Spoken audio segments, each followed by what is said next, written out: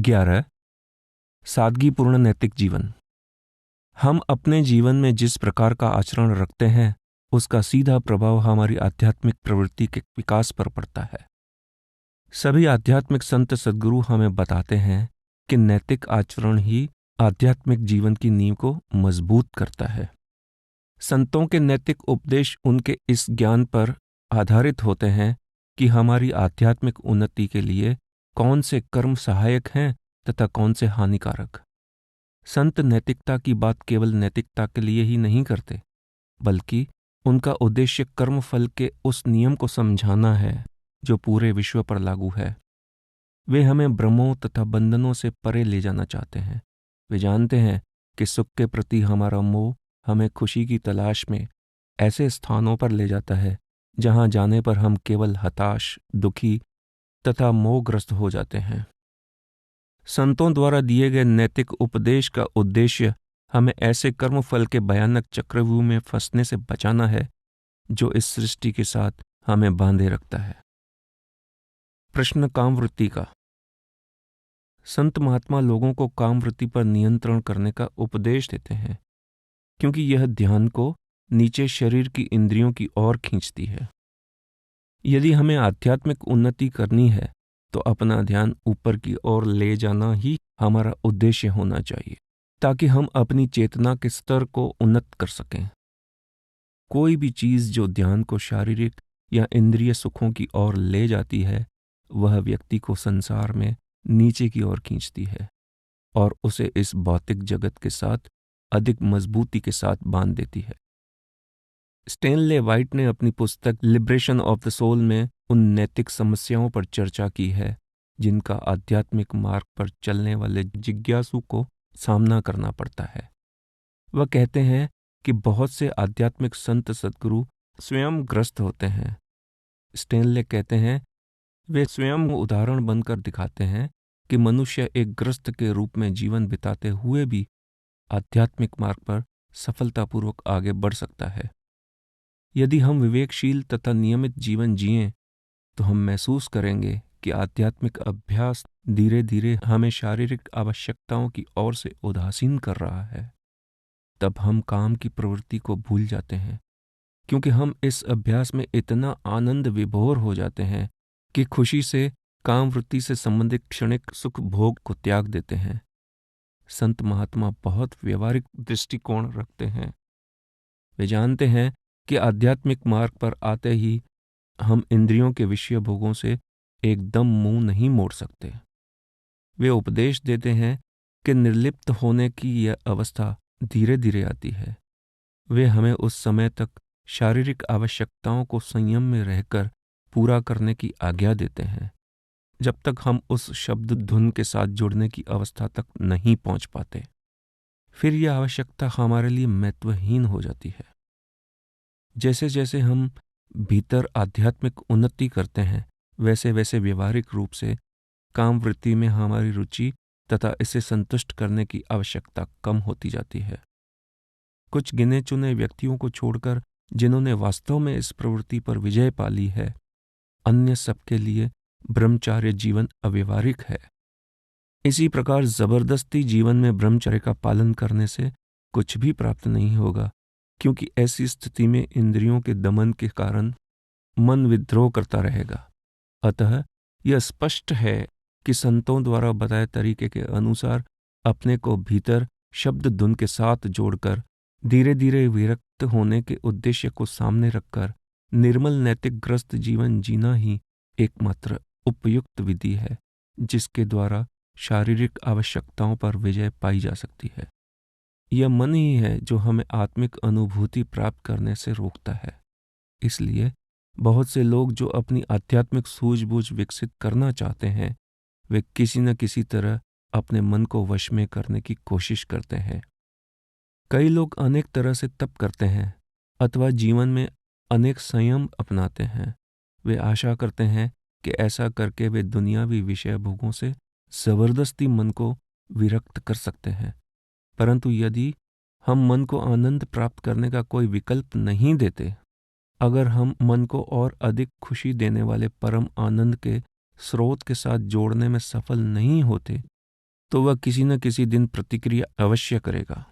एक साधु वर्षों की साधना के पश्चात आत्मसंयम प्राप्त करके जब इस संसार में वापस लौट आता है तो सांसारिक प्रलोभनों का सामना होने पर वह उनके वशीभूत हो जाता है।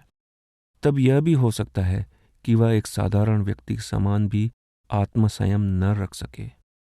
जब मन को जोर जबरदस्ती से बांधकर वश में लाया जाता है तो फिर से मुक्त होने पर यह प्राय दुगने बल से शारीरिक भोगों की ओर वापस लौट आता है।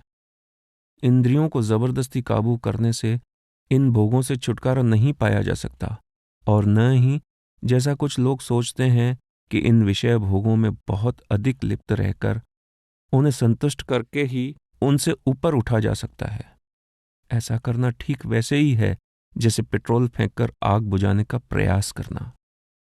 इससे तो मन भोगों में और अधिक सक्रिय हो जाएगा। अधिक भोग विलास से यह कभी संतुष्ट नहीं होगा। इसके विपरीत अति भोग से इसकी इच्छाएं और बढ़ेंगी। संत एक अलग तरह का दृष्टिकोण अपनाने का सुझाव देते हैं। वे हमें मन को किसी उत्तम वस्तु के साथ जोड़ने की शिक्षा देते हैं जो इंद्रिय सुखों से कहीं अधिक आनंददायक हो। यह परम आनंद हमें शब्द के साथ जुड़कर ही मिल सकता है। शब्द निर्मल तथा सदा रहने वाले आनंद का मूलभूत स्रोत है। इस अखंड संगीत के साथ जुड़कर जो रस मिलता है, उस अलौकिक आनंद से मनुष्य अपनी सुध बुध ही भूल जाता है तथा इसे सुनने से वह कभी नहीं थकता। इस आनंद की तुलना में सांसारिक सुख मनुष्य को नीरस तथा अरुचिकर लगने लगते हैं। केवल इसी साधन द्वारा मनुष्य विषय भोगों की तरफ से वास्तव में अनासक्त हो सकता है। यह विरक्ति शून्य में प्राप्त नहीं हो सकती। केवल किसी उत्तम वस्तु के साथ हमारा लगाव अर्थात शब्द के साथ लगाव ही हमें सही अर्थों में इस जगत से विरक्त कर सकता है। संतोष परम धन। संत हमें शिक्षा देते हैं कि हमें दूसरों के साथ अपने व्यवहार में ईमानदार होना चाहिए तथा नैतिकता हमारे जीवन का अभिन्न अंग होना चाहिए। वे इस बात को बहुत महत्व देते हैं कि प्रत्येक इंसान को अपनी जीविका स्वयं कमानी चाहिए, क्योंकि यदि हम दूसरों की कमाई पर निर्भर रहते हैं तो हम अपनी आध्यात्मिक प्रगति तथा विकास में एक और बाधा खड़ी कर लेते हैं। दूसरों पर बोझ बनकर हम अपने ऊपर ऐसे कर्ज चढ़ा लेते हैं कि हमें शरीर में फिर आना पड़ता है ताकि वे कर्ज चुकाए जा सकें।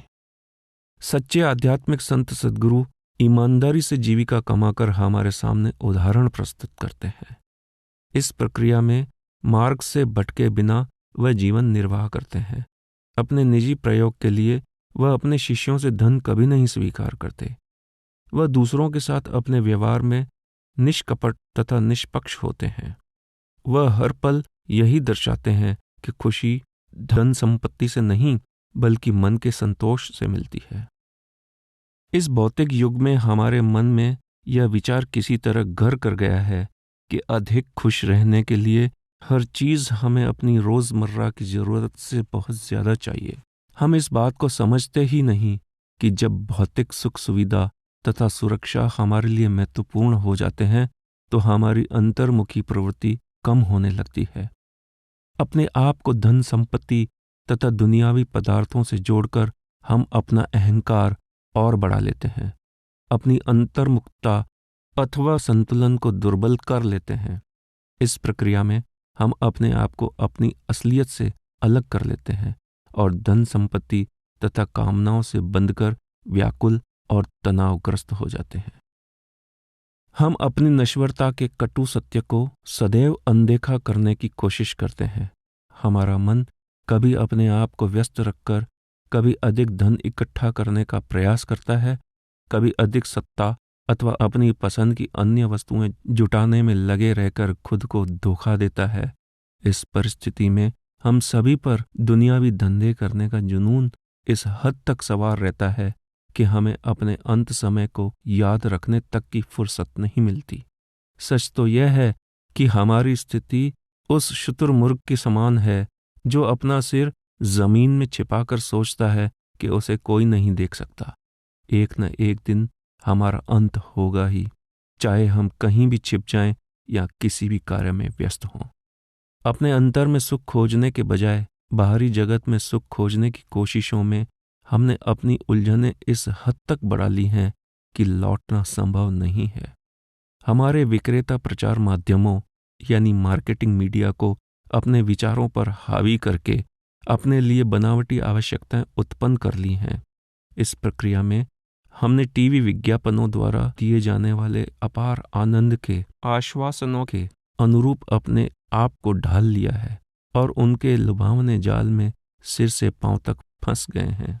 विक्रेता जनसंचार माध्यमों ने मनुष्य को लोभ लालच के अधीन कर दिया है, जिसने हमारे आध्यात्मिक मूल्यों को भौतिक आदर्श में बदल दिया है।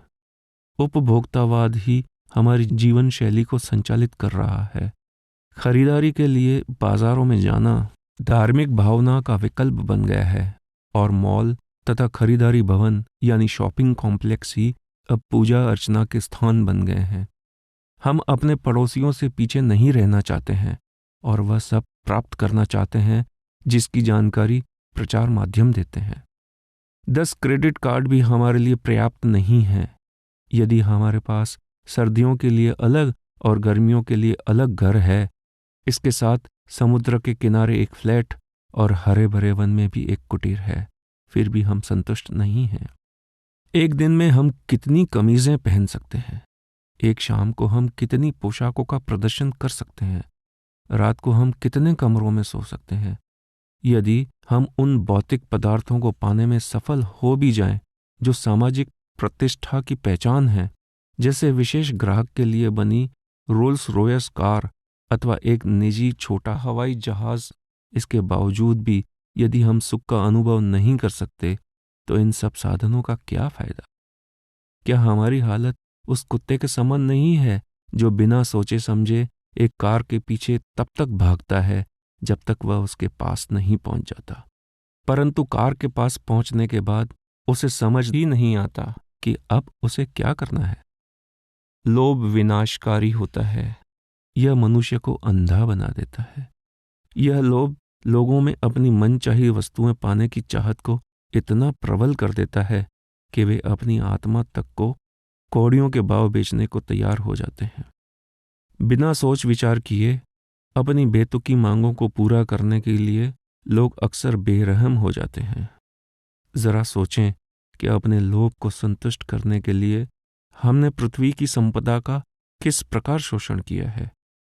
अपनी सुविधा के अनुसार हम उन सिद्धांतों के साथ भी समझौता कर लेते हैं जिनको हम अपने लिए बहुत महत्वपूर्ण मानते हैं। जिन कार्यों के लिए हम दूसरों की निंदा करते हैं, उन्हीं कार्यों को आवश्यकता पड़ने पर अपने लिए उचित ठहराते हैं। लोभ की प्रवृत्ति से तथा निरंतर अपनी स्वार्थ पूर्ति में ही लगे रहने से मनुष्य का हृदय कठोर हो जाता है। मन इधर उधर भागता है तथा अनमोल शक्तियां व्यर्थ चली जाती हैं, जिससे आध्यात्मिक प्रगति करना बहुत कठिन हो जाता है। सही अर्थों में वही व्यक्ति धनवान है जिसके पास अधिक धन तो नहीं है, परंतु जो कुछ उसके पास होता है उसी में संतुष्ट है। हमने अपने जीवन का स्तर तो ऊंचा कर लिया है, परंतु निराशाजनक बात यह है कि हमारी संतोष की भावना ही समाप्त हो गई है। आज की शब्दावली में संतोष हमारे लिए एक अनजाना शब्द बनकर रह गया है, जबकि हमारे पास सब कुछ हमारी आवश्यकता से कहीं अधिक है। यदि हम इसके बारे में सोचने की कोशिश करें तो हम यह समझ जाएंगे कि हमें इतना कुछ नहीं चाहिए। हमारी आवश्यकताएं इतनी अधिक नहीं हैं। जीवन बहुत सादा है। हमने खुद ही इसे उलझा दिया है। जितनी अधिक वस्तुओं को हम अपने पास रखते हैं, उतने ही अधिक हम उनके अधीन हो जाते हैं। इसके विपरीत जितनी कम वस्तुओं को हम अपने पास रखते हैं, उतनी ही हमारी अधीनता कम हो जाती है। अनमोल खजाना पुस्तक में दर्ज एक सत्संग में महाराज चरण सिंह जी हमें बताते हैं, किसी से भी पूछकर देख लो, किसी को भी फुर्सत नहीं है। मजदूर को फुर्सत नहीं है, इंजीनियर को फुर्सत नहीं है, डॉक्टर को फुर्सत नहीं है, उद्योगपति को फुर्सत नहीं है। किसके पास आराम करने का समय है? किसके पास विश्राम के लिए कुछ पल हैं? किसी के पास नहीं। तो फिर इस सारी उन्नति और इस सारे विकास से हमने क्या पाया? हमें अपने लिए 1 घंटे, आध घंटे तक का भी समय नहीं मिलता जिसमें हम तनाव रहित होकर सुख चैन से बैठ सकें। हर व्यक्ति मानसिक तनाव से ग्रस्त है। सबके चेहरों पर तनाव दिखाई देता है। लोग एक साथ मिल बैठकर अपना तनाव दूर करने तथा उसे कम करने के लिए थोड़ी देर हंस बोल भी नहीं सकते। इस सब का परिणाम है बढ़ते हुए हृदय रोग, डायबिटीज यानी मधुमेह और उच्च रक्तचाप। हमारी पूरी जिंदगी बनावटी हो गई है। हम हंसना भूल गए हैं, आंसू बहाना भूल गए हैं। हमारी मुस्कुराहटें और हमारे आंसू बनावटी हो गए हैं। इसमें सारा कसूर विकास का नहीं है। विकास और तरक्की ने हमें जो कुछ दिया है, हम उसके कैदी बन गए हैं। असल में ये चीजें हमारे फायदे के लिए, हमारे इस्तेमाल के लिए बनी थी। हम उन वस्तुओं के लिए नहीं बने थे, लेकिन हम मशीनों के गुलाम होकर रह गए हैं। इसके मालिक नहीं, हम इनके कब्जे में हैं, न कि हमने इन्हें कब्जे में किया हुआ है। इस सारी तरक्की की बागडोर हमारे हाथ में होनी चाहिए। हर व्यक्ति को पर्याप्त खाना मिलना चाहिए, सिर पर छत होनी चाहिए और जीवन शांतिपूर्ण होना चाहिए। किसी के भी मन में तनाव नहीं होना चाहिए। माता पिता को बच्चों के प्रति प्यार होना चाहिए और बच्चों को अपने माता पिता का आदर सम्मान करना चाहिए। यही वे मूल्य हैं जिन्हें प्रत्येक व्यक्ति जीवन में संजोकर रखना चाहता है। यही जीवन के आधारभूत मूल्य हैं। अगर जीवन में मूल्य ही नहीं रहे तो इस सारे विकास का हमें क्या लाभ, इस सारी तरक्की से क्या फायदा है। मैं आधुनिक विकास और वर्तमान सभ्यता के खिलाफ नहीं हूं, लेकिन हमें किसी भी कीमत पर मनुष्य जीवन के आधारभूत मूल्यों के साथ समझौता नहीं करना चाहिए। हमारे पास फुर्सत के पल भी होने चाहिए। हमें एक सादा, सरल और तनाव रहित जीवन जीना चाहिए। परिवार में एकता और शांति का भाव होना चाहिए। अपने बड़ों के लिए आदर का भाव होना चाहिए और हमें बच्चों की उचित देखभाल करनी चाहिए। हमारा भोजन और वातावरण स्वास्थ्य के अनुरूप होना चाहिए। हमें दूसरों के प्रति हमदर्द और सहायक होना चाहिए। हमारे विकास की यही दिशा होनी चाहिए। यदि हम अपनी दुनिया संचार माध्यमों द्वारा बताए गए झूठे वादों पर बसाएंगे तो हम इन संचार माध्यमों के खोखलेपन और बनावटीपन में बह जाएंगे, जिनका आधार केवल लोभ है और कुछ भी नहीं। अपने आप को पूरी तरह से विकसित करने का यह अवसर गंवाकर हम मन की स्थायी शांति और भीतर की अनोखी खुशी और आनंद प्राप्त करने का अवसर भी खो देंगे।